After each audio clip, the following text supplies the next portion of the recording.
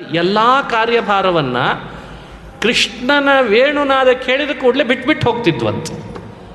ಇದು ಗೋಪಿಕೆಯರ ಸ್ಥಿತಿ. ಆದರೆ ಇನ್ನು ಗೋವುಗಳ ಸ್ಥಿತಿ, ಅವು ಬೆಳಗ್ಗೆ ಎಲ್ಲ ಮೇಯ್ತಾವೆ, ರಾತ್ರಿ ಎಲ್ಲ ಬೆಳಗ್ಗೆ ಮೇಯ್ದದ್ದನ್ನು ಒಳಗೆ ತೆಗೆದು ಅದನ್ನೇ ಮತ್ತೆ ಪುನಃ ಚರ್ವಿತ ಚರ್ವಣ ಅದನ್ನೇ ಅವು ಅಗದಗದು ತಿಂತಾವೆ. ಎರಡು ಹೊಟ್ಟೆ ಆಕಳಿಗೆಲ್ಲ. ಆಕಳು ಪಾಪ ತಮ್ಮ ಕೊಟ್ಟಿಗೆಗಳಲ್ಲಿ ಬೆಳಗ್ಗೆ ಮೈಕೊಂಡು ಬಂದದ್ರದ್ದು ಹೊಟ್ಟೆ ಒಳಗಿಂದ ತೆಗೆದು ರಾತ್ರಿ ಅದನ್ನು ತಿನ್ನಬೇಕು ಅಂತ ಹೊರಗೆ ತೆಗೆದಿದ್ದಾವೆ. ವೇಣುನಾದ ಶುರು ಆಗಿಬಿಟ್ಟಿದೆ. ವೇಣುನಾದ ಪ್ರಾರಂಭ ಆದದ್ದಕ್ಕೆ ಈ ಅಗಿಲಿಕ್ಕೆ ಶುರು ಮಾಡಿದರೆ ಕಿವಿಯಲ್ಲಿ ಆ ಶಬ್ದ ಕೇಳಲ್ಲ. ವೇಣುನಾದಕ್ಕೆ ಬಂಧಕ, ಅದು ಪ್ರತಿಬಂಧಕ. ಅದಕ್ಕೆ ಅವು ಏನು ಮಾಡಿದ್ವು ಅಂದರೆ ಹೊಟ್ಟೆ ಒಳಗಿದ್ದು ತೆಗೆದದ್ದು ನಿಜ ಆಯಿತು, ಅಗಿಯೋದನ್ನು ಬಾಯಿಯಿಂದ ಹೊರಗೆ ಹಾಕಿದ್ವೇ ಹೊರತು ವೇಣುನಾದಕ್ಕೆ ಡಿಸ್ಟರ್ಬ್ ಆಗಬಾರ್ದು ಅಂತ ಅಂತಿದ್ವಂತೆ. ಕೆಲವು ಆಕಳುಗಳು ನಿಂತುಕೊಂಡಿದ್ವು. ಆ ನಿಂತ ಆಕಳುಗಳಿಗೆ ಕರ ಪಾಪ ಅವಕ್ಕೆ ಹಾಲು ಕುಡಿಲಿಕ್ಕೆ ಆಗ್ತಿರಲ್ಲ, ಕರಿಯೋರು ಬಹಳ ಇರ್ತಾರಲ್ಲ. ರಾತ್ರಿ ಹೊತ್ತು ಸಮಯ ಸಿಕ್ಕಿತ್ತು. ಒಂದು ಕರ ತನ್ನ ತಾಯಿ ಕೆಚ್ಚಲಿಗೆ, ಆಕಳ ಕೆಚ್ಚಲಿಗೆ ಬಾಯಿ ಹಾಕಿದೆ, ಹಾಲು ಕುಡಿಲಿಕ್ಕೆ ಶುರು ಮಾಡಿದೆ. ಸ್ವಲ್ಪ ಹೊತ್ತಾಗಿದೆ ಅಷ್ಟೇ, ವೇಣುನಾದ ಪ್ರಾರಂಭ ಆಗಿಬಿಟ್ಟಿದೆ. ಎಲ್ಲಿ ವೇಣುನಾದದ ಶಬ್ದಕ್ಕೆ ತೊಡಕಾಗ್ತದೋ ಅಂತ ಆ ಕರ ಬಾಯಲ್ಲಿ ನೊರೆಯಾದ ಹಾಲನ್ನು ಹಾಗೇ ಕೆಳಗೆ ಹಾಕಿಬಿಡ್ತೇವೆ ಹೊರತು ವೇಣುನಾದಕ್ಕೆ ಪ್ರತಿಬಂಧಕ ಆಗಬಾರ್ದು ಅಂತಿದ್ವಂತೆ. ಇನ್ನೂ ತುಂಬ ಇದೆ, ಸ್ವಲ್ಪ ನಿಮಗೆ ಹೇಳ್ತಿದ್ದೇನೆ ಅಷ್ಟೇ. ನಾನು ಇಂಥ ಕೃಷ್ಣನ ವೇಣುನಾದ ಯಾರು ಬಿಡ್ಲಿಕ್ಕೆ ಸಾಧ್ಯ? ಆ ವೇಣುನಾದದ ಮಹಿಮೆನೇ ಆಗಿದೆ. ಈ ಕೃಷ್ಣ ತನ್ನ ಬಳಿಗೆ ಬಂದ ಆ ನಾದದ ಶ್ರವಣದಿಂದ ಯಾರೆಲ್ಲ ಗೋಪಿಕೆಯರಿದ್ದರೋ ಅವರವರಿಗೆ ಒಂದೊಂದು ರೂಪವನ್ನು ಕೊಟ್ಬಿಟ್ಟ. ಒಂದು ಮಂಡಲವನ್ನು ನಿರ್ಮಾಣ ಮಾಡಿದ. ಆ ಮಂಡಲಾಕಾರ ಗೋಪಿಕೆಯರನ್ನು ನಿಲ್ಲಿಸುವಾಗ ಒಬ್ಬ ಕೃಷ್ಣ, ಒಬ್ಬ ಗೋಪಿಕೆ, ಮತ್ತೊಬ್ಬ ಕೃಷ್ಣ, ಮಗದೊಬ್ಬ ಗೋಪಿಕೆ, ಹೀಗೆ ನಿಲ್ಲಿಸಿದ್ನಂತೆ. ಎಲ್ಲರಿಗೆ ಕೈ ಹಿಡಿದಿದ್ದಾನೆ. ಮಧ್ಯದಲ್ಲಿ ತನ್ನದೊಂದು ರೂಪ, ಆ ರೂಪದಿಂದ ಕೊಳಲಿನ ನಾದ ಮಾಡ್ತಿದ್ದಾನೆ. ಕೆಲವು ರೂಪದಿಂದ ಗಾನ ಮಾಡ್ತಿದ್ದಾನೆ, ಕೆಲವು ರೂಪಗಳಿಂದ ವಾದ್ಯ. ಹೀಗೆ ಕೃಷ್ಣನ ರಾಸೋತ್ಸವ ನಡೀತು ಅಂತ ಹೇಳ್ತಾರೆ. ಕೃಷ್ಣಮೂರ್ತಿ ಶತವಾಸವನೀಲ ಹೃಷ್ಟಪುಷ್ಟ ತರುಣೀ ಮಣಿಮಾಲ. ಹೇಗೆ ಕಾಣಿಸ್ತಿತ್ತು ಮೇಲಿನಿಂದ ದೇವತೆಗಳು ಕೃಷ್ಣ ಮಾಡ್ತಿದ್ದ ರಾಸೋತ್ಸವ ನೋಡುವಾಗ ಅಂದರೆ, ಕೃಷ್ಣನ ಮೈ ಬಣ್ಣ ನೀಲ, ಗೋಪಿಕೆಯರ ಮೈ ಬಣ್ಣ ಮುತ್ತಿನ ಬಣ್ಣ ಅಂತೆ. ಹಾಗಾಗಿ ಒಂದು ಮುತ್ತು, ಒಂದು ನೀಲಮಣಿ, ಒಂದು ಮುತ್ತು, ಒಂದು ನೀಲಮಣಿ ಸೇರಿಸಿ ಮಾಲೆ ಮಾಡಿದರೆ, ಆ ಮಾಲೆ ಏನಾದರೂ ಕುಣಿಲಿಕ್ಕೆ ಶುರು ಮಾಡಿದರೆ ಹೇಗೆ ಕಾಣಬೇಕೋ ಕೃಷ್ಣನ ರಾಸ ಹಾಗೆ ಕಾಣಿಸ್ತಿತ್ತು ಅಂತ ವರ್ಣನೆ ಮಾಡ್ತಾರೆ. ಕೃಷ್ಣಮೂರ್ತಿ ಶತವಾಸವನೀಲ ಹೃಷ್ಟಪುಷ್ಟ ತರುಣೀ ಮಣಿಮಾಲ. ಇದೆಲ್ಲ ರಾಜರು ರುಕ್ಮಿಣೀಶ ವಿಜಯದಲ್ಲಿ ವರ್ಣನೆ ಮಾಡಿದ ರಾಸೋತ್ಸವ ಅಂತ ಹೇಳ್ತಾರೆ. ಬಹಳ ಅದ್ಭುತ ರಾಸವರ್ಣನೆ ಅವರ ಬಾಯಲ್ಲಿ ನೋಡಬೇಕು. ಆ ಕಾವ್ಯನೇ ಆಗಿದೆ. ಅದನ್ನು ಭಾಗವತದಲ್ಲಿ ಹೇಳಿದ್ದನ್ನೇ ಸಂಗ್ರಹ ಮಾಡಿ ನಮಗೆ ಚಿಂತನೆ ಮಾಡಿಸ್ತಾರೆ. ಹಾರಭಾಸ್ವದುರಸಾ ಶಿರಸಾಶ. ಮೈ ತುಂಬ ಹಾರ ಹಾಕ್ಕೊಂಡಿದ್ರು ಕೆಲವರು, ಕಾಲಿಗೆ ಗೆಜ್ಜೆ ಕಟ್ಟಿದ್ರು. ಕೃಷ್ಣನ ಅಪೂರ್ವ ವೇಣುನಾದದಿಂದ ಹಾಗೂ ಗಾನದಿಂದ, ವಾದ್ಯದಿಂದ, ತಾಳದಿಂದ ಕುಣಿಯೋದು ನಿಲ್ಲಿಸ್ಲಿಕ್ಕೆ ಆಗ್ತಿಲ್ಲ ಯಾರಿಗೂ. ಹೇಗಿರ್ತಿತ್ತು? ಸಾಮಾನ್ಯವಾಗಿ ತಾಳ ಹೇಗೋ ಅದಕ್ಕೆ ತಕ್ಕಂತೆ ಪಾದ ಅಲ್ವೇ? ಕೃಷ್ಣ ವ್ಯತ್ಯಾಸ ಮಾಡಿದ್ದ. ಪಾದ ಹೇಗೋ ಅದಕ್ಕೆ ತಕ್ಕಂತೆ ತಾಳನೂ ಮಾಡಿದ್ದ. ಪಾದ ಸಂಚರಣ ದರ್ಶಿತ ತಾಲ ಸ್ವಾದುಗೀತ ರವಿ ವಿಭ್ರಮ ಜಾಲ ಮೋದಿತ ದ್ವಿಜ ಮೃಗಾಂಗ್ರಿಪ ಶೈಲ ಶ್ರೀಧರೇ ಕ್ಷಣ ರಸಾಯನ ಲೋಲ. ಇದೆಲ್ಲ ಹೇಗಿತ್ತು ಅಂತ ವರ್ಣನೆ ಮಾಡ್ತಾರೆ. ಪಾದ ಸಂಚರಣ ದರ್ಶಿತ ತಾಲ. ಪಾದ ಗೆಜ್ಜೆ ಕಟ್ಟಿದ್ದಾರೆ, ಕೆಂಪಾದ ಪಾದ, ಮೃದು ಕೋಮಲವಾದ ಪಾದ. ಆ ಪಾದಕ್ಕೆ ಕಟ್ಟಿದ ಗೆಜ್ಜೆ ಮೈ ಮರೆತು ಕುಣಿದ್ರಿಂದ ಅವುಗಳ ಹರಳು ಕೆಳಗೆ ಉರುಳಿತ್ತಂತೆ. ಹರಳು ಕೆಳಗೆ ಬಿದ್ದಾಗ ಮೈ ಮರೆತಿದ್ದು ಕುಣಿತಾ ಅವುಗಳ ಮೇಲೆ ಹೆಜ್ಜೆ ಊರಿದರೆ ಮೊದಲೇ ಕೆಂಪು ಪಾದ, ಹೆಜ್ಜೆ ಅದರ ಮೇಲೆ ಹಾಕಿದ್ದಕ್ಕೆ ರಕ್ತ ಸುರಿದಿದೆ, ಅದು ಕೆಂಪು. ಅದರ ಮೇಲೆ ಹಾಗೇ ಕುಣಿತಿದ್ದಾರಂತೆ. ಕುಣಿದು ಕುಣಿದು ರಕ್ತವೂ ಸುರಿದ್ರೂ ಮೈ ಮೇಲೆ ಎಚ್ಚರಿಕೆ ಇಲ್ಲ, ಇಂಥ ರಾಸವನ್ನು ಕೃಷ್ಣ ತೋರಿಸಿದ ಅಂತಾರೆ. ಹೆಜ್ಜೆ ಹಾಕುವಾಗ ರಕ್ತ ಸುರಿದಿದೆ.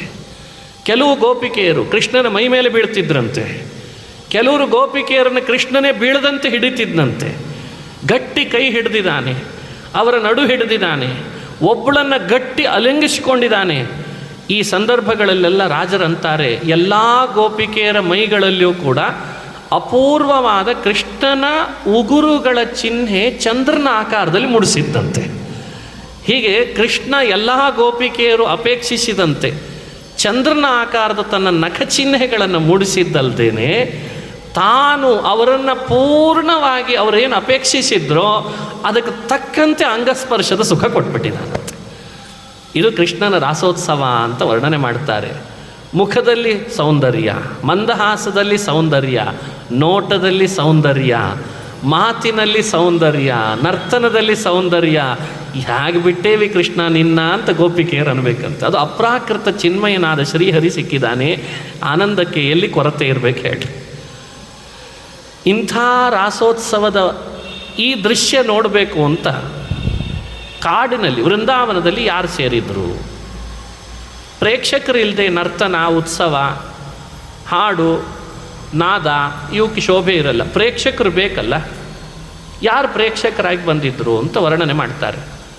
ಯಾರ್ಯಾರು ಬಂದಿದ್ರು ಅಂದರೆ ಯಸ್ಮಿನ್ನುದ್ಯತಿ ನಾಗಕೇಕಿ ನಕುಲಾಹ ಭೇರುಂಡ ಸಿಂಹದ್ವಿಪಾಹ ಗೋಶಾರ್ದೂಲ ಮೃಗಾಹ ಕಿರಾತ ವಿಹಗಾಹ. ಯಸ್ಮಿನ್ನುದ್ಯತಿ ನಾಗಕೇಕಿ ನಕುಲಾಹ. ಕೃಷ್ಣನ ನರ್ತನೋತ್ಸವಕ್ಕೆ ನೋಡೋಣ, ನಾವು ನೋಡಬೇಕು ಅಂತ ತವಕದಿಂದ ಬಂದವರು ನಾಗ, ಕೇಕಿ, ನಕುಲ. ನಾಗ ಅಂದರೆ ಸರ್ಪಗಳು, ಹಾವು. ಕೇಕಿ ಅಂದರೆ ನವಿಲುಗಳು, ನಕುಲ ಅಂದರೆ ಮುಂಗ್ಸಿ. ಅವು ಒಟ್ಟೊಟ್ಟಿಗೆ ಬಂದು ನಿಂತಿದ್ವು ಅಂತ. ನೀವೇ ಪಟ್ಟಿ ಮಾಡಿಕೊಡ್ರಿ, ನಾನು ಹೇಳ್ತೀನಿ. ಯಸ್ಮಿನ್ನುದ್ಯತಿ ನಾಗ ಕೇಕಿ ನಕುಲಾಹ. ಅಲ್ಲೇ ಹಾವುಗಳು, ಅದರ ಪಕ್ಕದಲ್ಲೇ ನವಿಲುಗಳು, ಆ ನವಿಲುಗಳ ಪಕ್ಕದಲ್ಲೇ ಮುಂಗ್ಸಿ ಬಂದಿತ್ತಂತೆ. ಗುಂಪು ಗುಂಪಾಗಿ ಬಂದಿದ್ದಾವೆ. ಗೊತ್ತಿದೆ ಇಲ್ಲೇ ಹಾವಿದೆ ಅಂತ. ನವಿಲಿಗೆ ಗೊತ್ತಿದೆ, ಹಾವಿಗೆ ಗೊತ್ತಿದೆ ಇಲ್ಲೇ ಮುಂಗ್ಸಿ ಇದೆ ಅಂತ.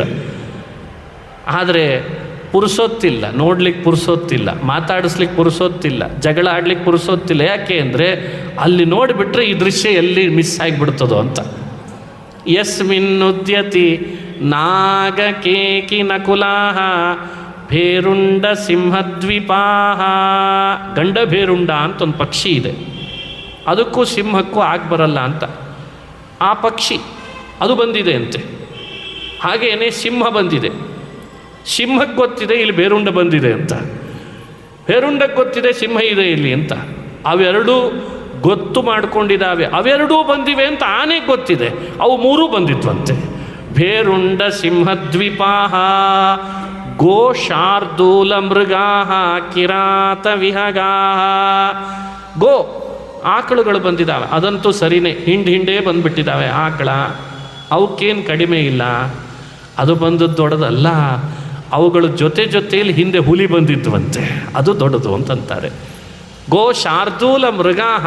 ಹುಲಿಗಳ ಹಿಂದೆ ಮೃಗಾಹ ಜಿಂಕೆ ಬಂದಿದ್ವಂತೆ. ಜಿಂಕೆ ಬಂದಿದೆ, ಹುಲಿ ಬಂದಿದೆ, ಆಕಳ ಜೊತೆಗಿವೆ. ಈ ದೃಶ್ಯ ನಿಮ್ಮ ಮನೆಯಲ್ಲಿ ಚಿತ್ರ ಬರೆದರಷ್ಟೇ ನೋಡ್ಬೋದೇ ಹೊರತು ಪ್ರತ್ಯಕ್ಷ ಅಂತೂ ನೋಡ್ಲಿಕ್ಕೆ ಸಾಧ್ಯ ಇಲ್ಲ. ರಾಜರು ಹೇಳ್ತಾರೆ, ಈ ಪ್ರಾಣಿಗೆ ಪಶು ಪಕ್ಷಿಗಳು ಕಿರಾತ ವಿಹಗಾಹ. ಕಿರಾತ ಅಂತ ಒಂದು ಪಕ್ಷಿ, ಬೇರೆ ಪಕ್ಷಿಗಳ ಮಧ್ಯದಲ್ಲಿ ಅದನ್ನು ಸೇರಿಸ್ಕೊಳ್ಳೋದಿಲ್ಲ. ಅದು ಬಹುಶಃ ಜಾತ್ಯತೀತ ಪಕ್ಷಿ ಇರಬೇಕು, ಹೀಗಾಗಿ ಅದು ಅಲ್ಲಿ ಸೇರಲ್ಲ. ಅದು ಹಾಗಾಗಿ ಅದೊಂದು ನೋಡಿದರೆ ಅವತ್ತಿನ ದಿವಸ ಉಳಿದೆಲ್ಲ ಪಕ್ಷಿಗಳ ಜೊತೆಯಲ್ಲಿ ಆ ಕಿರಾತನೂ ಕೂತ್ಕೊಂಡ್ಬಿಟ್ಟಿತ್ತಂತೆ. ಕಿರಾತ ವಿಹಗಾಹ. ಅಥವಾ ಕಿರಾತ ಅಂದರೆ ಬೇಟೆಗಾರ ಅಂತ ಇಟ್ಕೊಳ್ಬೋದು. ಬೇಟೆ, ಕಾಡು ಜನರಲ್ಲಿ ಬೇಟೆ ಆಡುವವನು. ಆ ಗುಂಪಿನವ್ರು ಯಾವತ್ತೂ ಕೂಡ ಯಾವ ಪಶು ಪಕ್ಷಿ ಪ್ರಾಣಿಗಳನ್ನು ಉಳಿಸಲ್ಲ ಅಂತ ಭಯ ಪಡ್ತಿರ್ತಾವೆ. ನೋಡಿದರೆ ಅವತ್ತು ಒಟ್ಟಿಗೆ ಬಂದಿದ್ವಂತೆ. ಲೋಕದಲ್ಲಿ ಯಾರೆಲ್ಲರನ್ನ ನಮ್ಮ ತಿಳುವಳಿಕೆಗೆ ಸಿಕ್ಕಂತೆ ವಿರೋಧಿಗಳು ಅಂತ, ವಿರೋಧಿ ಬಣಗಳು ಅಂತ ಕೇಳಿದ್ದೇವೋ, ಅವು ಎಲ್ಲ ವಿರೋಧಿ ಬಣಗಳು ಕಾಡಿನೊಳಗೆ ಯಾರೂ ಹೇಳದೆ, ಯಾವ ಆಸೆಗೂ ಒಳಪಡದೆ, ಪುಸಲಾಯಿಸದೆ ಕೇವಲ ಕೃಷ್ಣನ ರಾಸೋತ್ಸವ ನೋಡುವ ಪ್ರೇಕ್ಷಕರಾಗಿ ಬಂದಿದ್ರಲ್ಲ, ಅವರ ಒಳಗಡೆಯಲ್ಲಿ ದ್ವೇಷವೇ ಮರ್ತೋಗಿತ್ತಲ್ಲ, ಇದು ಕೃಷ್ಣನ ರಾಸೋತ್ಸವ ಅಂತ ವಾದರಾಜರು ವರ್ಣನೆ ಮಾಡ್ತಾರೆ. ಹಾಗಾದರೆ ಕೃಷ್ಣನ ರಾಸೋತ್ಸವದ ವರ್ಣನೆ, ಅದನ್ನು ಹೇಳುವ, ಕೇಳುವ, ಸ್ಮರಣೆ ಮಾಡುವವರಿಗೇನು ಫಲ ಸಿಗ್ತದೆ? ರಾಜರಂತಾರೆ, ರಾಸೋತ್ಸವ ಸ್ಮರಣ ಲಾಲಸ ಮಾನಸಾನಾಂ. ರಾಸೋತ್ಸವವನ್ನು ಸ್ಮರಣೆ ಮಾಡ್ತಾ ಮಾಡ್ತಾ ಇದ್ದರೆ, ಕೃಷ್ಣ ಏನು ಮಾಡಿದ್ದ ಗೋಪಿಕೆಯರಿಗೆ ರಾಸೋತ್ಸವದಲ್ಲಿ ಪಾಲ್ಗೊಂಡಾಗ? ಅವರು ಏನೆಲ್ಲ ವಸ್ತ್ರ ಧರಿಸಿದ್ರು, ಆಭರಣ ಧರಿಸಿದ್ರು, ಅವರನ್ನು ಅಂಗಸ್ಪರ್ಶ ಮಾಡಿ ಆಲಿಂಗನ ಮಾಡಿದ್ರಿಂದ ಅವನ್ನೆಲ್ಲ ಸಡಲುಗೊಳಿಸಿದ್ದಂತೆ. ಹಾಗಾದರೆ ನಮಗೆ ಗಟ್ಟಿಯಾಗಿ ನಾವು ಮೊದಲಿಂದ ಧರಿಸ್ಕೊಂಡು ಬಂದ ಒಂದು ವಸ್ತ್ರ ಇದೆ, ಸಂಸಾರದ ಪಾಶ. ಏನು ಗಟ್ಟಿ ಹಾಕ್ಕೊಂಬಂದಿದ್ದೇವೆ, ಬಾ ಬಾ ಬಾ ಬಾ ಬಾ, ಬಿಡಿಸ್ಲಿಕ್ಕಾಗದಷ್ಟು ಸಂಸಾರದ ಪಾಶವನ್ನು ಕಟ್ಕೊಂಡು ಬಂದಿದ್ದೇವೆ. ರಾಸೋತ್ಸವದಲ್ಲಿ ಪಾಲ್ಗೊಂಡ ಸ್ತ್ರೀಯರ ವಸ್ತ್ರ ಆಭರಣಗಳು ಕೃಷ್ಣನಿಂದ ಹೇಗೆ ಸಡಲುಗೊಂದುವೋ, ಅದನ್ನು ಸ್ಮರಣೆ ಮಾಡುವ ನಮಗೆ ಸಂಸಾರದ ಪಾಶ ಸಡಲುಗೊಳ್ಳುತ್ತದೆ ಅನ್ನೋ ಸಂದೇಶವನ್ನು ಶ್ರೀಕೃಷ್ಣ ಇಲ್ಲಿ ತಿಳಿಸಿದ ಅಂತ ವ್ಯಾಖ್ಯಾನ ಮಾಡ್ತಾರೆ. ರಾಸೋತ್ಸವ ಸ್ಮರಣ ಲಾಲಸ ಮಾನಸಾನಾಂ ನಾಸಹ್ಯ ಬಂಧಮಿಹ ಮೋಚಯತೀತಿ. ಅಸಹ್ಯ ಬಂಧಂ ಮೋಚಯತಿ. ಅಸಹ್ಯವಾದ ಈ ಸಂಸಾರ ಬಂಧನವನ್ನು ನಾನೇ ಸಡಲು ಮಾಡಿ ಮೋಚನೆ ಮಾಡ್ತೇನೋ ನಿಂದು ಅಂತ ತೋರಿಸುವಂತೆ ಕೃಷ್ಣ ತನ್ನ ರಾಸಲೀಲೆ ನಡೆಸಿದ್ದಾನಪ್ಪ. ಇದು ಅಶ್ಲೀಲ ಅಲ್ಲ, ಇದು ಅಸಹ್ಯ ಅಲ್ಲ, ಇದು ಅನುಕರಣೀಯ ಅಲ್ಲ, ಇದು ಅನುಸ್ಮರಣೀಯವೇ ಹೊರತು ಅನುಕರಣೀಯ ಅಲ್ಲ ಅಂತಾರೆ ಮಹಾನುಭಾವ. ಇದು ಅನುಸ್ಮರಣೀಯ. ಕೆಲವು ಕೃಷ್ಣನ ಕಥೆಗಳಲ್ಲಿ ಬಂದದ್ದನ್ನು ಅನುಸ್ಮರಣೆ ಮಾತ್ರ ಮಾಡಬೇಕಂತ, ಅದನ್ನು ಅನುಕರಣೆ ಮಾಡಬಾರ್ದು ಅಂತಾರೆ ಶುಕಾಚಾರ್ಯರು. ಹಾಗೆಲ್ಲ ಅನುಕರಣೆ ಕೃಷ್ಣ ಮಾಡಿದ್ದನ್ನು ಮಾಡೋದಾದರೆ ಇದನ್ನು ಒಂದೇ ಮಾಡಬಾರ್ದು. ಮತ್ತೆ ಕೃಷ್ಣ ಹಾವಿನ ಮೇಲೆ ತುಳಿತೀಯ, ಅದನ್ನು ಮಾಡಿ ನೋಡೋಣ. ಅಷ್ಟೇ ಯಾಕೆ, 2 ಬಾರಿ ಕಾಡಿಗೆ ಬೆಂಕಿ ಹತ್ತಿತ್ತಂತೆ. ಬೆಂಕಿ ಹತ್ತಿದರೆ ಯಾರೂ ಅದನ್ನು ನಂದಿಸ್ಲಿಕ್ಕಾಗಲಿಲ್ಲ.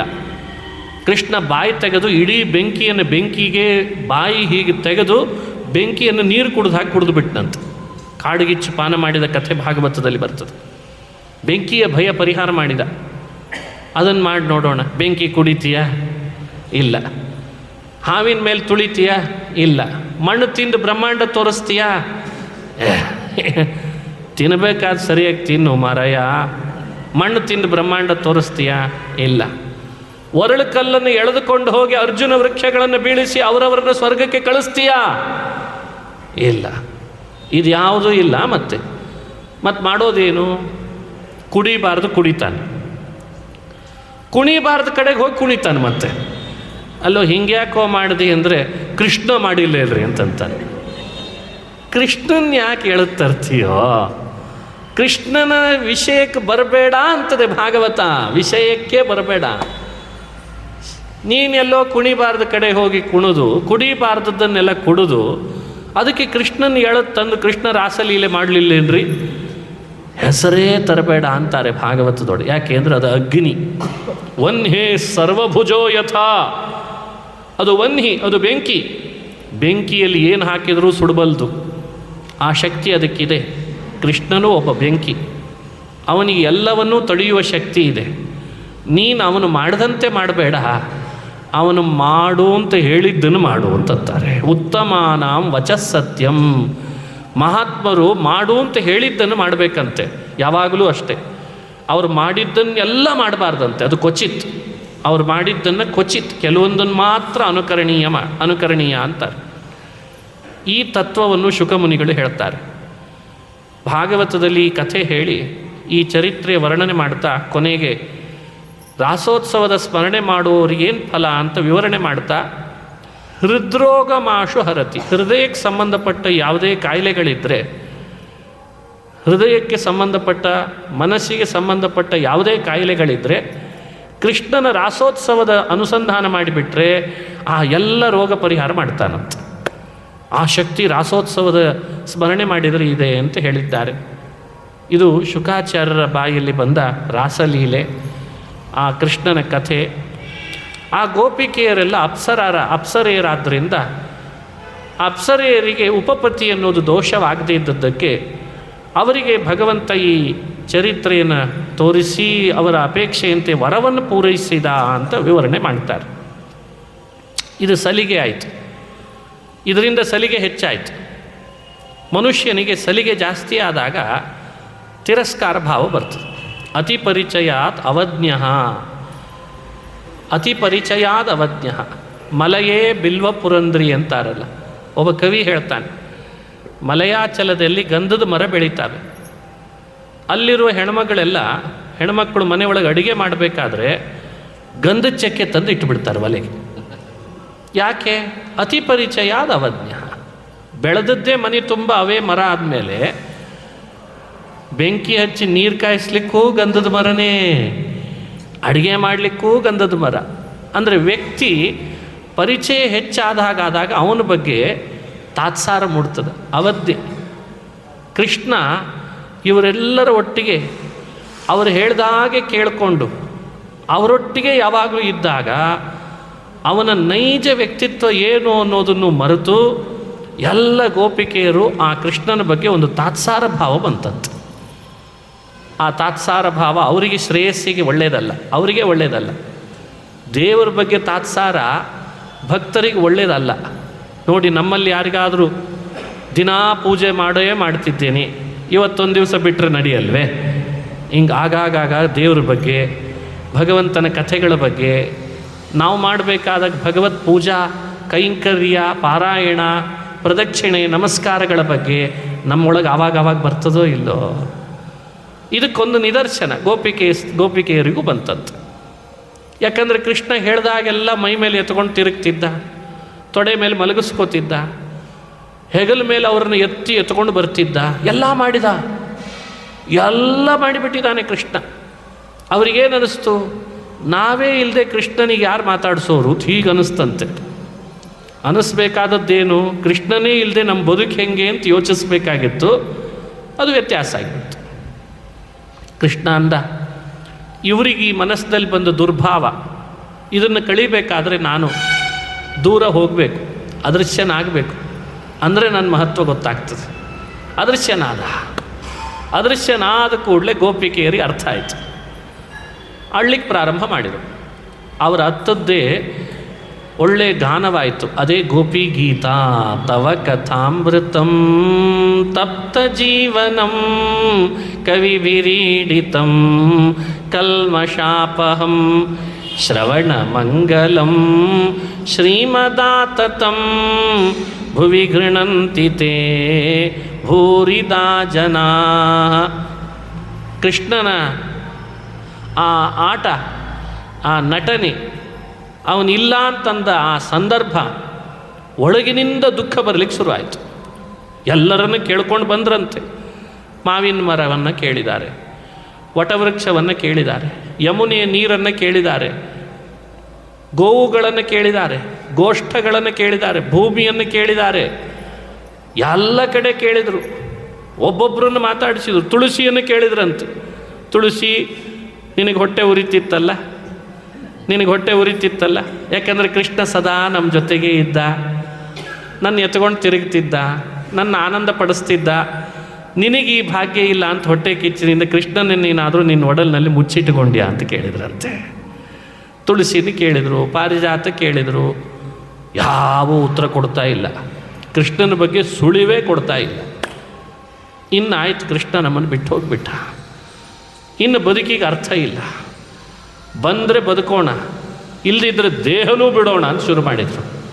ಬಿಟ್ಟೇ ಬಿಡೋಣ ದೇಹ ಅಂದಾಗ ಇಷ್ಟು ದಿನ ಆತ ಮಾಡಿದ ಉಪಕಾರವನ್ನು ಒಂದು ಸಲ ಸ್ಮರಣೆ ಆದರೂ ಮಾಡಿಬಿಡೋಣ ಅಂತ ಹಾಡಿದ್ರಲ್ಲ, ಅದೇ ಗೋಪಿ ಗೀತಾ ಅಂತ ಆಯ್ತಂತೆ. ರುರುದುಹು ಸುಸ್ವರಂ ರಾಜನ್ ಕೃಷ್ಣ ದರ್ಶನ ಲಾಲಸಃ. ಸುಸ್ವರಂ ರುರುದುಹು, ಸ್ವರಬದ್ಧವಾಗಿ ಅತ್ರಂತೆ. ಕೆಲವರು ಹಾಡು ಹೇಳುವಾಗ ಅತ್ತಂಗಿರ್ತದೆ. ಗೋಪಿಕಾ ಸ್ತ್ರೀಯರು ಅತ್ತಾಗ ಹಾಡು ಹೇಳ್ದಂಗೆ ಇತ್ತಂತೆ. ವ್ಯತ್ಯಾಸ. ರುರುದುಹು ಸುಸ್ವರಂ ರಾಜನ್ ಕೃಷ್ಣ ದರ್ಶನ ಲಾಲಸಃ. ಕೃಷ್ಣ ದರ್ಶನ ಲಾಲಸ. ಕೃಷ್ಣ ದರ್ಶನ ಆಗಬೇಕು. ಇಲ್ದಿದ್ರೆ ನಾವು ಯಾರೂ ಬದುಕಲ್ಲ. ಸ್ವಾಮಿ ನಿನ್ನನ್ನು ಬಿಟ್ಟು ಹೇಗೆ ಬದುಕಲಿಕ್ಕೆ ಸಾಧ್ಯ?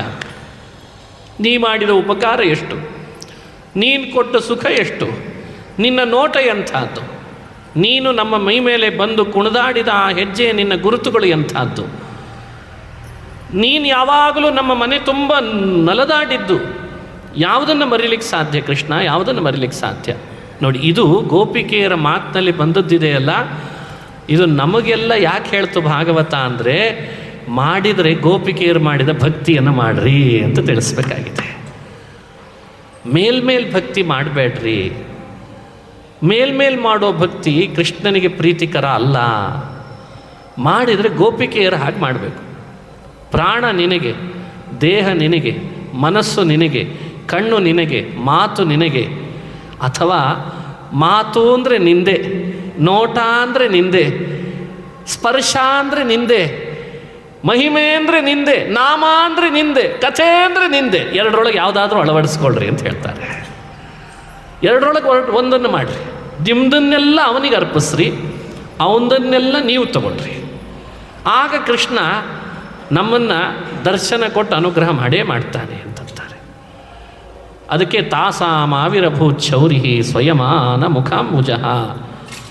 ಆನ ಮುಖಾಂಬುಜ ಸ್ವಯಮಾನ ಮುಖಾಂಬುಜ ತಾಸಾಮಾವಿರಭೂತ್. ಯಾವ ರೂಪದಿಂದ ಅವರಿಗೆ ಮೊದಲು ಪ್ರಕಟನಾಗಿದ್ದ, ಅವರು ಒಳಗಡೆಯಲ್ಲಿ ತಪ್ತರಾಗಿ, ಪಶ್ಚಾತ್ತಪ್ತರಾಗಿ, ಇನ್ನು ಪ್ರಾಣ ಬಿಡಲಿಕ್ಕೆ ಸಿದ್ಧ ನಾವು, ನೀ ಬರದೇ ಹೋದರೆ ಎಂದಾಗ ಕೃಷ್ಣನೇ ಪರವಶನಾಗಿ ಅವರಿಗೆ ಪ್ರಕಟನಾದ. ಸಾಕ್ಷಾನ್ ಮನ್ಮಥ ಅಂತ ಭಾಗವತ ಗೋಪಿಕೆಯರಿಗೆ ಕೃಷ್ಣ ಅವರಿಗೆ ಪ್ರತ್ಯಕ್ಷನಾದ, ಪ್ರಕಟನಾದ ಅಂತ ಹೇಳಿ ಅವರನ್ನು ಅನುಗ್ರಹಿಸ್ತಾನೆ ಅನ್ನೋ ಕಥೆ ಭಾಗವತದಲ್ಲಿ ಬರ್ತದೆ. ಇದನ್ನು ಶ್ರವಣ ಮಾಡಬೇಕು. ಹೀಗೆ ಕೃಷ್ಣನ ಕಥೆಯನ್ನು ಮುಂದುವರಿಸಿ ಹೇಳುವಾಗ, ಕಂಸ ಭೃತ್ಯರನ್ನು ಕಳಿಸಿದ, ಅಕ್ರೂರ ಭೃತ್ಯನನ್ನು ಕಳಿಸಿದ. ಅವನ ಮಂತ್ರಿ ಕೃಷ್ಣ ಬಲರಾಮರನ್ನು ಕರ್ಕೊಂಡು ಬಾ, ಬಿಲ್ಲಿನ ಹಬ್ಬ ಮಾಡೋಣ ಅಂತ. ಅಕ್ರೂರನ ಮೂಲಕ ಕೃಷ್ಣ ಮಥುರಾ ಪಟ್ಟಣಕ್ಕೆ ಬರ್ತಾನೆ. ಅವನ ರಥದಲ್ಲಿ ಕುಳಿತು ಮಥುರೆಯ ರಾಜಬೀದಿಯಲ್ಲಿ ಒಬ್ಬಳು ಸೈರಂಧ್ರಿ, ಅಂದರೆ ಗಂಧ ಹಚ್ತಾ ಇದ್ದಂಥ ಒಬ್ಬಳು, ಗಂಧ ತೆಗೆದು ಕಂಸನಿಗೆ ದಿನ ಹಚ್ತಿದ್ದ ಒಬ್ಬಳು ಸೈರಂಧ್ರಿ, ತ್ರಿವಕ್ರೆ. ಅವಳಿಗೆ ತಲೆ ವಕ್ರ, ಟೊಂಕ ವಕ್ರ, ಕಾಲು ವಕ್ರ, 3 ಕಡೆ ವಕ್ರ ಇದ್ದದ್ದಕ್ಕೆ ಅವಳಿಗೆ ತ್ರಿವಕ್ರೆ ಅಂತ ಕರೀತಿದ್ರಂತೆ. ಕೃಷ್ಣ ರಾಜಬೀದಿಯಲ್ಲಿ ಅಲ್ಲಿ ಇಲ್ಲಿ ವಿಹಾರ ಮಾಡ್ತಾ ಹೋಗ್ತಾ ಬಲರಾಮನೊಟ್ಟಿಗೆ ಇವಳನ್ನು ನೋಡಿದ್ದಂತೆ. ಇವಳ ಹತ್ರ ಬಂದ. ಬಲರಾಮ ಹೇಳ್ತಿದ್ದಾನೆ, ಯಾಕೋ ಒಂಥರ ಇದ್ದಾಳೋ ಬೇಡ ಅಂತ. ಇಲ್ಲ, ಅವಳವೇ ಬೇಕು ಅಂದ ಕೃಷ್ಣ. ಅವಳ ಬಳಿಗೆ ಬಂದ. ಎದುರುಗಡೆ ಆಸನ ಹಾಕಿದ್ಲು, ಕುಳಿತ. ಅವಳು ಹಚ್ಚಿದ ಗಂಧವನ್ನೆಲ್ಲ ಹಚ್ಚಿಸ್ಕೊಂಡ. ಏನೆಲ್ಲ ಸುಗಂಧ ದ್ರವ್ಯಗಳನ್ನು ಲೇಪನ ಮಾಡಿದ್ಲು ಮಾಡಿಸ್ಕೊಂಡ. ಕೊನೆಗೆ ಕನ್ನಡಿ ಹಿಡಿದ್ಲಂತೆ ಕೃಷ್ಣನಿಗೆ. ಆದರ್ಶಂ ಸಮರ್ಪಯಾಮಿ ಅಂತ ಕನ್ನಡಿ ಹಿಡಿದು, ಕೃಷ್ಣ ನಂದಿಷ್ಟೇ, ನನ್ನ ಕಸುಬು, ಯಾರೇ ಬಂದರೂ ಅವರನ್ನು ಚೆನ್ನಾಗಿ ಅಲಂಕಾರ ಮಾಡೋದು. ಇವತ್ತು ಇಂಗ್ಲೀಷ್ನಲ್ಲಿ ಬ್ಯೂಟಿಷಿಯನ್ ಅಂತ ಕರೀತಾರಲ್ವ ಅವರನ್ನು, ಹಾಗೆ ಚೆನ್ನಾಗಿ ಅಲಂಕಾರ ಮಾಡಿ ಕನ್ನಡಿ ಹಿಡಿದ್ಲು. ಕೃಷ್ಣ ಹೇಗೆ ಕಾಣಿಸ್ತಿದ್ದಿ ನೋಡು, ಮೊದಲೇ ಚಂದ, ನೀಲಮೇಘ ಶ್ಯಾಮ. ಆ ಕೃಷ್ಣನನ್ನು ಹೇಗೆ ಕಾಣಿಸ್ತಿದ್ದಿ ಅಂದ್ರೆ ಏನು ಅನ್ನಬೇಕು? ತನ್ನೇ ತಾನು ನೋಡಿ, ಭಲೆ ಎಂಥ ಅಲಂಕಾರ ಮಾಡಿದ್ದಿ ಸೈರಂದ್ರಿ ಅಂತಂದ. ನಿನಗೇನು ಮೌಲ್ಯ ಕೊಡಲಿ ಹೇಳು? ಕೃಷ್ಣ ಅಂತಾನೆ, ಯೌವನಕ್ಕೆ ಬಂದಿದ್ದೇನೆ, ನನ್ನ ಈ ದೇಹ ವಕ್ರವಾಗಿದೆ, ಯಾರೊಬ್ಬ ಪುರುಷನು ನನ್ನನ್ನು ವಿವಾಹ ಮಾಡ್ಕೋತಿಲ್ಲ ಕೃಷ್ಣ. ನೀನೇನಾದರೂ ವಿವಾಹ ಮಾಡಿಕೊಂಡ್ರೆ ನನಗೊಂದು ಬಾಳು ಕೊಟ್ಟಾಗ ಆಗ್ತದೋ, ನನಗದೇ ಮೌಲ್ಯ ಅಂತ ಕೇಳ್ಕೊಂಡ್ಲತ್ತೆ. ಅಲ್ಲೇ ಇದ್ದ ಬಲರಾಮ ಕೃಷ್ಣನಿಗೆ ಭುಜಕ್ಕೆ ಬಡಿದು ಕಿವಿಯಲ್ಲಿ ಮೆಲ್ಲಗೆ ಹೇಳಿದ್ದಂತೆ, ಮೊದಲೇ ಹೇಳಿದ್ದೆ ಹೋಗಬೇಡ ಅವಳ ಹತ್ರ ಅಂತ. ಅವಳೆಲ್ಲಿ ನೀನೆಲ್ಲಿ ಮದುವೆ ಮಾಡ್ಕೊಂಡು ಗಂಟು ಬಿದ್ದಿದ್ದಾಳೆ ನೋಡು, ನಿನಗೆ ಗೊತ್ತಾಗಲ್ಲ ಎಲ್ಲಿ ಹೋಗಬೇಕು ಎಲ್ಲಿ ಹೋಗಬಾರ್ದು ಅಂತ ಈತ ಬಲರಾಮ. ಕೃಷ್ಣ ಏನಂತಾನವಾಗ, ಇಲ್ಲ ಅವಳು ಚೆನ್ನಾಗೇ ಇದ್ದಾಳೋ ಬಲರಾಮ ಅನ್ನಂತೆ. ಚೆನ್ನಾಗೇ ಇದ್ದಾಳು ಅವಳು, ನೋಡಿ ನಾನು ತೋರಿಸ್ತೇನೆ ಅಂತ ಹೇಳಿ ಅವಳ ಹತ್ರ ಹೋದ. ಮತ್ತೆ ಹತ್ರ ಹೋಗಿ ಬಲಗಾಲಿನ ಹೆಬ್ಬೆರಳಿನ ಮೇಲೆ ತನ್ನ ಹೆಬ್ಬೆರಳನ್ನು ಊರಿದ್ನಂತೆ. ಬಲಗಾಲಿನ ಹೆಬ್ಬೆರಳಿನ ಮೇಲೆ ಹೆಬ್ಬೆರಳು ಊರಿ ತನ್ನ ಕೈಯಿಂದ ಅವಳ ನಡುವನ್ನು ಕೈ ಹಾಕಿ ಮುಂದೆ ಎಳೆದು ಇನ್ನೊಂದು ಕೈಯಿಂದ ಅವಳ ಗದ್ದ ಅಂದರೆ ಕಂಠ ಪ್ರದೇಶದಲ್ಲಿ ಹಿಡಿದು ಮೇಲೆ ಎತ್ತಿದರೆ ಸ್ಫುರದ್ರೂಪಿ ಅಪ್ಸರೆ ಕಾಣಿಸ್ತಾ ಇದ್ದಾಳಂತೆ ಅವಳು. ರುಜ್ವೀಂ ಕೃಷ್ಣ ಕರಃ ಕರೋತ್ ಅಂತಾರೆ ರಾಜರು. ಅವಳ ಇಡೀ ದೇಹ ಸುಲಲಿತವಾಗಿದೆ ಅಂತೆ, ಮನೋಹರವಾಗಿದೆ. ಮಥುರಾ ಪಟ್ಟಣದಲ್ಲಿ ಯಾರೆಲ್ಲ ಅವಳನ್ನು ಬೇಡ ಬೇಡ ಬೇಡ ಅಂತ ನಪಾಸ್ ಮಾಡಿದ್ರಲ್ಲ, ಇಟ್ಟು ಸುಂದರಿಯಾಗಿದ್ರೆ ನಾವೇ ಮಾಡ್ಕೋತಿದ್ವಲ್ಲ ಇವಳನ್ನು ಅಂದ್ರಂತೆ. ಆದರೆ ಮೀರಿ ಹೋಗಿತ್ತು ಸಮಯ. ಕೃಷ್ಣ ಅವಳನ್ನು ವಿವಾಹ ಮಾಡ್ಕೋತಾನೆ, ಅವಳಲ್ಲಿ ಮಗುವನ್ನು ಪಡಿತಾನೆ, ಅವನಿಗೆ ಅಶೋಕ ಅಂತ ನಾಮಕರಣ ಮಾಡ್ತಾನೆ.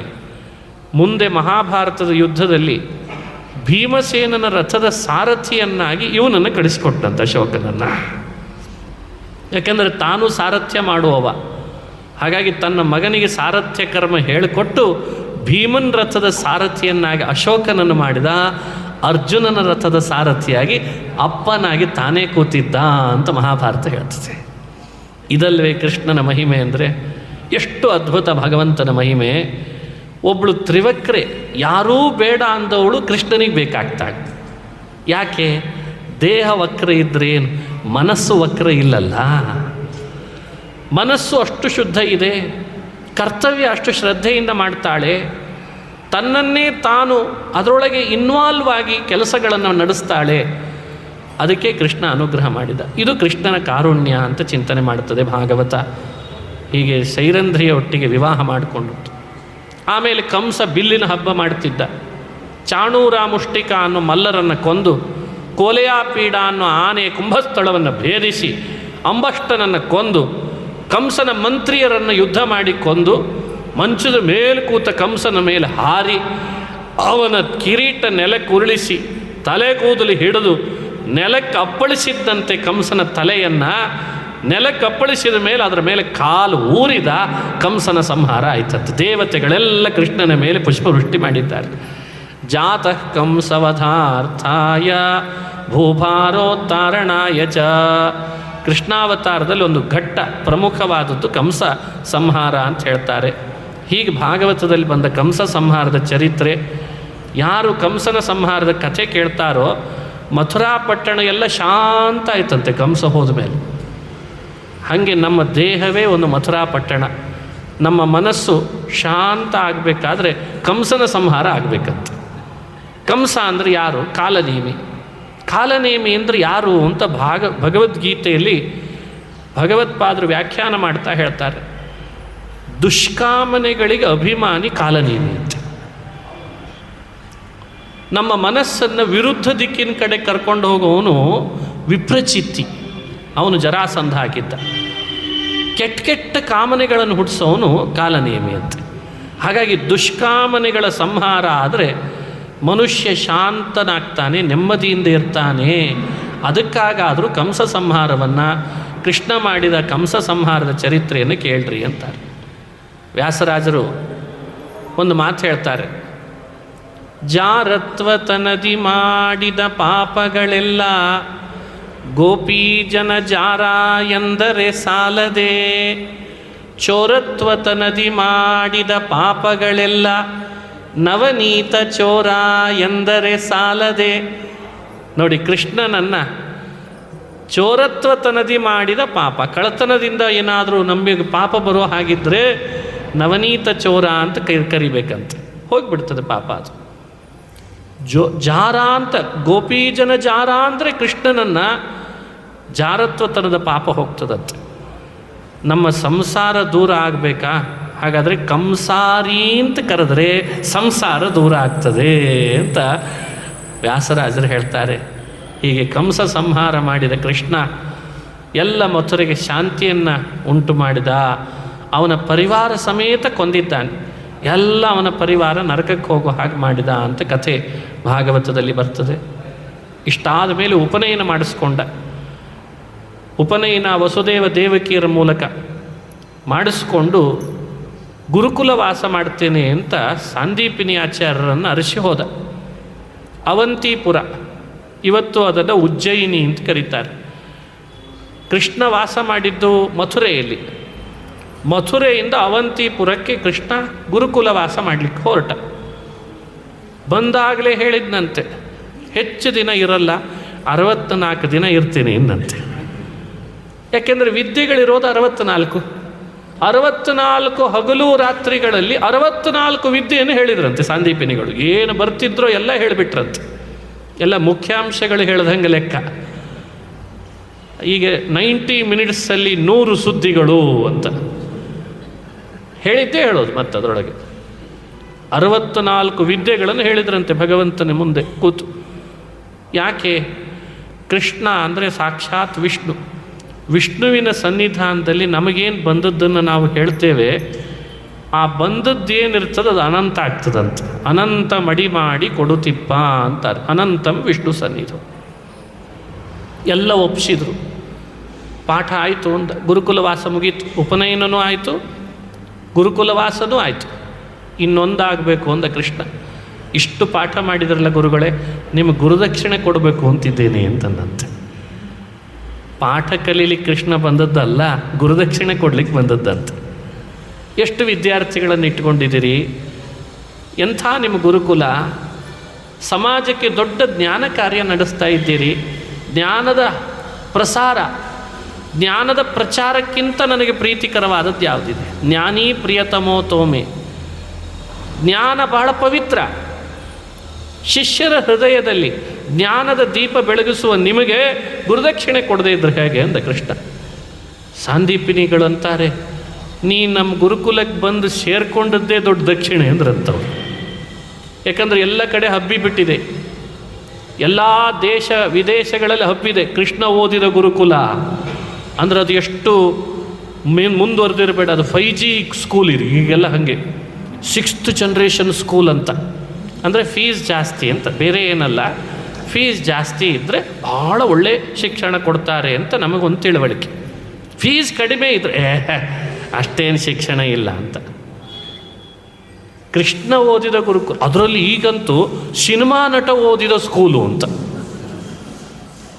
ವಾರ್ಷಿಕೋತ್ಸವಕ್ಕೆ ಅವನೇ ಬರಬೇಕು. ಮತ್ತೆ ಅವ ಓದಿದ್ರೆ ನಟ ಯಾಕೆ ಆಗ್ತಿದ್ದ ಹೇಳಿ? ಅವ ಓದಿದ್ರೆ ಮೈಗೆ ಬಣ್ಣ ಹಚ್ತಿದ್ನೆ, ಆ್ಯಕ್ಟಿಂಗ್ ಮಾಡ್ತಿದ್ನೆ.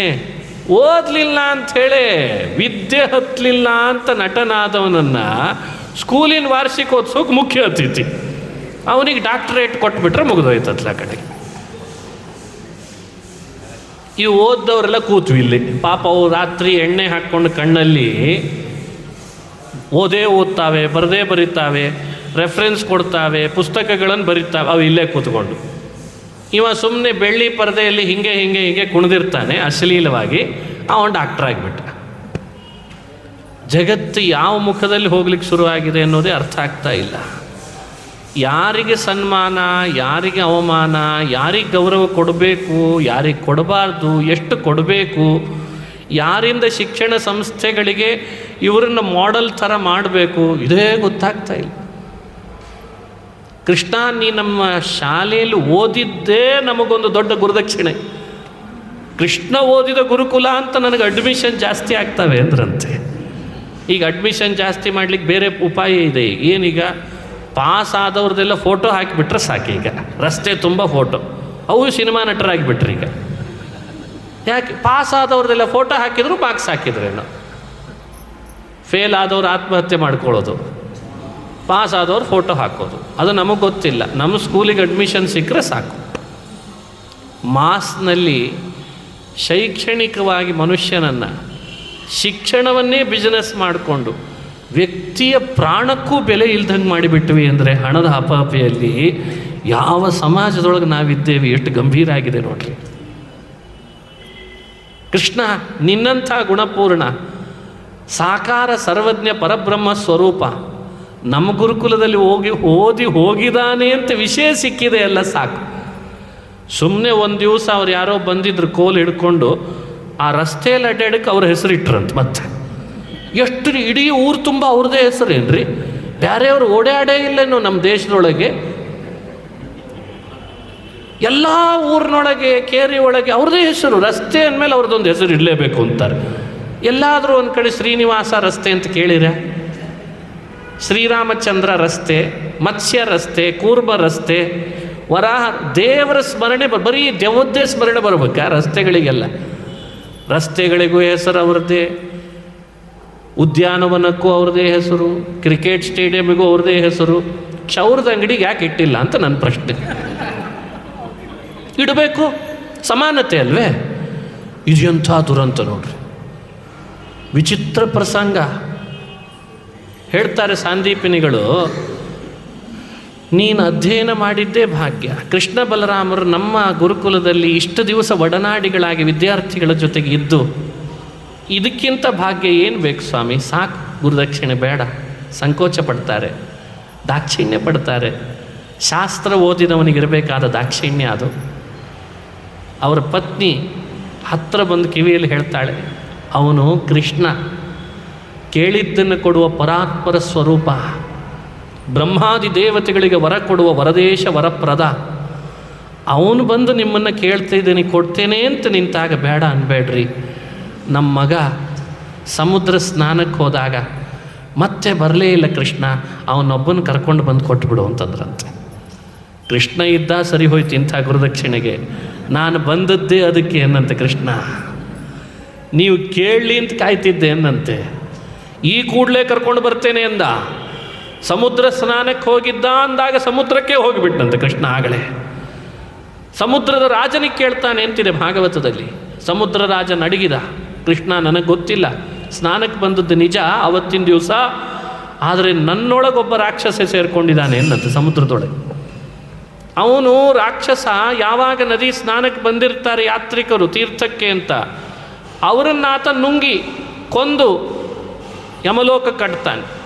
ನೀನು ಬೇಕಂದ್ರೆ ಅವನು ವಿಚಾರಿಸು ಅಂತಂದುಬಿಟ್ಟ ಸಮುದ್ರ ರಾಜ. ಸಮುದ್ರದ ಒಳಗೆ ಧುಮುಕಿದ. ಅವನದೊಂದು ಗುಹೆ ಮಾಡಿಕೊಂಡಿದ್ದ. ಆ ಗುಹೆ ಮಾಡಿಕೊಂಡದ್ದಕ್ಕೆ ಅದ್ರ ಒಳಗೆ ನುಗ್ಗಿ ಕೃಷ್ಣ ರಾಕ್ಷಸನೊಟ್ಟಿಗೆ ಯುದ್ಧ ಮಾಡಿದ. ಅವನಿಗೆ ಪಂಚಜನ ಅಂತ ಹೆಸರಂತೆ. ಅವನೊಟ್ಟಿಗೆ ಯುದ್ಧ ಮಾಡಿ ಅವನನ್ನು ಕೊಂದು ವಾಪಸ್ ಬರಬೇಕಲ್ಲ, ಇನ್ನು ಕೇಳಿದ್ದ ಎಲ್ಲಿ ಹೋದೋ, ನಾನು ಕೊಂದು ಬಿಟ್ಟಿದ್ದೇನೆ ಅಂತಂದ್ಬಿಟ್ಟನಂತೆ. ಕೊಂದು ಹಾಕಿಬಿಟ್ಟಿದ್ದೇನೆ ಅವನ್ನ ಅಂದ. ಅದಕ್ಕೆ ಇವನನ್ನು ಅವ ಕೊಂದ, ಕೃಷ್ಣ ಪಂಚಜನನನ್ನು ಕೊಂದ. ಬರುವಾಗ ಅದೇ ಆ ಸಮುದ್ರದ ದಡದ ಹತ್ರ, ಅವರ ಮನೆ ಹತ್ರ ಅಲ್ಲೊಂದು ಕೆಸರಿನಲ್ಲಿ ಕಾಲಿಗೆ ಕೃಷ್ಣನಿಗೆ ಸ್ಪರ್ಶ ಆಯ್ತಂತೆ. ಏನದು ಅಂತ ತೆಗಿತಾನೆ, ಅದೇ ಪಾಂಚಜನ್ಯ ಅನ್ನೋ ಶಂಖ ಅಂತದು. ಆ ಶಂಖ ಕಿತ್ತಿ ತೆಗೆದು ಅಲ್ಲೀದ ಯಮಲೋಕಕ್ಕೆ ಹೋಗಿ ಯಮಪಟ್ಟಣದ ಹತ್ರ ಬಂದ ಹಾಗೆ ಶಂಖನಾದ ಮಾಡಿದ್ದಂತೆ ಕೃಷ್ಣ. ಆ ನಾದ ಕೇಳೇ ಯಮದೇವರು ಹೊರಗೆ ಬಂದ್ರಂತೆ. ಏನು ನಾದ ಇದು ಅಂತ. ಅದಕ್ಕೆ ಪಾಂಚಜನ್ಯ ನಿಜಧ್ವಾನ ನೋಡಿ. ಪಾಂಚಜನ್ಯ ಅಂದರೆ ಸಾಧಾರಣ ಅಲ್ಲ ಅದು. ಅದು ಧ್ವನಿ ಕೇಳಿದರೆ ಎದೆ ನಡುಗಿ ಬರ್ತದಂತೆ. ಶತ್ರುಗಳು ಭಯಭೀತರಾಗ್ತಾರೆ. ಯಮ ಹೆದರಿ ಹೊರಗೆ ಬಂದ. ಕೃಷ್ಣ ಬಂದಿದ್ದಾನೆ ಅಂತ ಹೇಳಿ ಕಣ್ಣಲ್ಲಿ ಆನಂದ ಬಾಷ್ಪ. ಕೃಷ್ಣ ನನ್ನ ಮನೆ ತನಕ ಪಾದ ಬೆಳೆಸಿದೆಯಲ್ಲ, ಆಸನ ಕೊಟ್ಟು ಪಾದ ತೊಳೆದು ಕೈ ಮುಗಿದು ತಲೆ ಕೆಳಗೆ ಹಾಕಿ ನಿಂತಿದ್ದಾನೆ ಯಮ. ನನ್ನಿಂದ ಏನಾಗಬೇಕು ಸೇವೆ ಕೃಷ್ಣ ಅಂತಂದಂತೆ. ನಮ್ಮ ಗುರುಪುತ್ರನನ್ನು ಕೊಡು ಅಂತಂದ. ಎಲ್ಲಿದೆ, ಎಲ್ಲಿಗೆ ಸಂಬಂಧ ಹೇಳ್ರಿ? ಯಮಪಟ್ಟಣಕ್ಕೆ ಹೋದವನು ಮತ್ತೆ ಮನುಷ್ಯ ಲೋಕಕ್ಕೆ ಬರೋದು ಅಂತ ಇರ್ತದ? ನಿಯಮ ಮೀರಿದ, ವ್ಯವಸ್ಥೆ ಬದಲಾಯಿಸಿದ. ಯಾಕೆ? ನನಗೆ ಪಾಠ ಮಾಡಿದ ಗುರುಗಳಿಗೆ ಪುತ್ರ ಶೋಕ ಇರಬಾರ್ದು ಅನ್ನಂತೆ. ನನಗೆ ಪಾಠ ಮಾಡಿ ಸರ್ವಜ್ಞಾನವನ್ನೂ ಕೊಟ್ಟಿದ್ದೇನೆ ಅಂತಿದ್ದ ಗುರುಗಳಿಗೆ ಇಷ್ಟು ದೊಡ್ಡ ಮಹಾನುಭಾವ ಕೃಷ್ಣನಿಗೆ ಪಾಠ ಮಾಡಿಯೂ ಅವರ ಗುರುಗಳಾಗಿ ನಿಮಗಿನ್ನೂ ಪುತ್ರ ಶೋಕ ಹೋಗಲಿಲ್ಲ ಅಂದರೆ ಏನರ್ಥ ಅಂತಂದ ಭಗವಂತ. ಅದಕ್ಕೆ ಆ ಪುತ್ರ ಶೋಕ ಹೋಗಲಿ ಅಂತ ಮಗನನ್ನು ಯಮಪಟ್ಟಣದಿಂದ ಇಳಿಸಿಕೊಂಡು ಯಮನಿಗೆ ಕೇಳ್ದ, ನಮ್ಮ ಗುರುಪುತ್ರರನ್ನು ಯಾಕೆ ತೊಗೊಂಡು ಬಂದಿ ಅಂತಂದ. ಅದೇ ಅವನ ನಿಮಿತ್ತದಿಂದ ನಿನ್ನ ದರ್ಶನ ಆಗ್ತದಲ್ಲ ಅಂತ ತಂದೆ ಅನ್ನಂತೆ. ಅವನಿಗೆ ಆ ಲೋಭ, ಸ್ವಾಮಿ ಇವನ್ ಕರ್ಕೊಂಡು ಬಂದಿದ್ದೇನೆ ಅಂತ ನೀ ಬರೋ ಹಾಗಾಯ್ತಲ್ಲ, ಇಲ್ಲದೆ ಇದ್ರೆ ನೀನು ಹೇಗೆ ಬರ್ತಿದ್ದಿ ಹೇಳು. ಈಗ ಯಮನೂ ಕೃಷ್ಣನ ದರ್ಶನ ಲಾಲಸನಾಗಿದ್ದಾನೆ. ಆ ಮಗನನ್ನು ತಂದು ಗುರುಪುತ್ರನನ್ನು ಗುರುಗಳಿಗೆ ಒಪ್ಪಿಸಿ ನೀವು ಕೇಳಿದ ದಕ್ಷಿಣೆ ಕೊಟ್ಟಿದ್ದೇನೆ ಅಂದರೆ ಆ ದಂಪತಿಗಳು ಆನಂದ ಬಾಷ್ಪ ಸುರಿಸಿ ಮಾತೇ ಬರ್ತಿಲ್ಲಂತೆ ಕೃಷ್ಣನೇ ಏನು ಹೇಳೋಣ ಅಂತ. ಪ್ರಾದಾತ್ ಸಾಂದೀಪನಯೇ ಮೃತಪುತ್ರಂ ಜ್ಞಾನದೀಪ ಸಾಂದೀಪನಯೇ ಧ್ಯಾಯೇತ್ ಪರಮಾನಂದಂ ಯನ್ಮಾತಾ ಪತಿಮಯದ ಪರಮಾನಂದಂ ಉಜ್ಜಿತ ಪರಮಾನಂದಂ ಪತ್ಯಾದ್ಯಾಶ್ರಮೈ ಸದೈವ ಪರಮಾನಂದಂ. ಭಗವತ್ಪಾದರು ಇದನ್ನು ಯಮಕ ಭಾರತದಲ್ಲಿ ಹೇಳಿದ್ದಾರೆ. ಪ್ರಾದಾತ್ ಸಾಂದೀಪನಯೇ ಮೃತಪುತ್ರಂ ಜ್ಞಾನದೀಪ ಸಾಂದೀಪನಯೇ ಅಂತಾರೆ. ಸತ್ತೋದ ಮಗನನ್ನು ತಮ್ಮ ಗುರುಪುತ್ರನ ಹಾಗೆಯೇ ಕರ್ಕೊಂಡು ಬಂದು ಪುನಃ ಸಾಂದೀಪನಿಗಳಿಗೆ ಒಪ್ಪಿಸಿದ. ಇದು ಅತಿಮಾನುಷವಾದ ಚರಿತ್ರೆಯನ್ನು ತೋರಿಸಿದ. ಇದು ನಮಗೆ ಕೊಡುವ ತಿಳುವಳಿಕೆ. ಯಾರು ಜ್ಞಾನ ಕಾರ್ಯ ಮಾಡ್ತಾರೆ ಅವರ ಶೋಕವನ್ನು ಕೃಷ್ಣನೇ ಬಂದು ಪರಿಹಾರ ಮಾಡ್ತಾನಂತ. ಜ್ಞಾನ ಕಾರ್ಯಕ್ಕೆ ಅಷ್ಟು ಮಹತ್ವ ಕೊಟ್ಟಿದ್ದಾನೆ ಭಗವಂತ. ನಾವು ಅಂದ್ಕೊಂಡಿದ್ದೇವೆ ಇದೂ ಒಂದು ಎಲ್ಲದರಂತೆ ಇದೂ ಒಂದಷ್ಟೇ ಅಂತ. ಹಾಗಲ್ಲ. ಜ್ಞಾನಯಜ್ಞ ಪರಂತಪ. ಮನುಷ್ಯ ಜ್ಞಾನದಲ್ಲಿ, ಜ್ಞಾನಯಜ್ಞದಲ್ಲಿ, ಜ್ಞಾನಿಗಳ ಜೊತೆಗೆ ಜ್ಞಾನ ಕಾರ್ಯದಲ್ಲಿ ಹೆಚ್ಚು ತೊಡಗಬೇಕು. ಕೃಷ್ಣನಿಗೆ ಅದು ಅತಿಶಯಿತ ಪ್ರಿಯಕರವಾದದ್ದು. ಅದಕ್ಕೆ ಸಾಂದೀಪಿನಿಗಳು ಶಿಷ್ಯರ ಹೃದಯದಲ್ಲಿ ದೀಪ ಹಚ್ಚುತ್ತಿದ್ದರು ಜ್ಞಾನದ್ದು. ಆ ದೀಪ ಹಚ್ಚುವ ಕೆಲಸ ಮಾಡಿದ ಸಾಂದೀಪಿನಿಗಳಿಗೆ ಮಗನನ್ನು ತಂದು ಕೊಟ್ಟು ಮನೆಯಲ್ಲಿ ನಂದ ತಂದು ಕೊಟ್ಟು ನಂದದ ದೀಪವನ್ನು ಕೃಷ್ಣ ಹಚ್ಚಿದ ಅಂತ ಅರ್ಥ. ಅದಕ್ಕೆ ನಂದಾದೀಪ. ಎಂದೂ ನಂದದ ಆನಂದವನ್ನು ನೀಡ್ತಾನೆ ಭಗವಂತ. ಹೀಗೆ ಪುತ್ರನನ್ನು ಕೊಟ್ಟ ಕೃಷ್ಣನ ಸ್ಮರಣೆ ಮಾಡಲಿ ಅಂತ ಭಾಗವತ ಹೇಳ್ತದೆ. ಹೀಗೆ ಭಕ್ತರಿಗೆ ಭಗವಂತ ದಯೆ ಕರುಣೆ ತೋರಿಸಿ ವರಪ್ರದನಾಗಿದ್ದಾನೆ. ಇಂಥ ಕೃಷ್ಣನ ಕಥೆಯನ್ನು ಮುಂದುವರಿಸಿ ಮುಂದೆ ಹೇಳುವಾಗ ದ್ವಾರಕಾಪಟ್ಟಣ ಅಂತ ನಿರ್ಮಾಣ ಮಾಡ್ತಾನೆ. ಸಮುದ್ರದ ಮಧ್ಯದಲ್ಲಿ ದ್ವಾರಕೆಯಲ್ಲಿ ಕೃಷ್ಣನಿರುವಾಗಲೇ ವಿದರ್ಭ ದೇಶದಿಂದ ಕಾಗದ ಬರ್ತದೆ, ಪತ್ರ. ಕೃಷ್ಣ ಆ ಪತ್ರ ನೋಡಿದ ಕೂಡಲೇ ವಿದರ್ಭ ದೇಶಕ್ಕೆ ರಥ ತಗೊಂಡು ಹೊರಟ. ವಿದರ್ಭ ದೇಶದ ಭೀಷ್ಮಕ ರಾಜನ ಮಗಳೇ ರುಕ್ಮಿಣಿ, ಅವಳನ್ನು ಕಲ್ಯಾಣ ಮಾಡ್ಕೊಳ್ತಾನೆ. ಅಲ್ಲಿಂದ ಕರೆದುಕೊಂಡು ಬಂದು ಅನ್ನೋ ಕಥೆ ಬರ್ತದೆ. ಅದನ್ನು ಒಂದು ಸ್ವಲ್ಪ ಹೊತ್ತು ಈಗ ಹಾಂ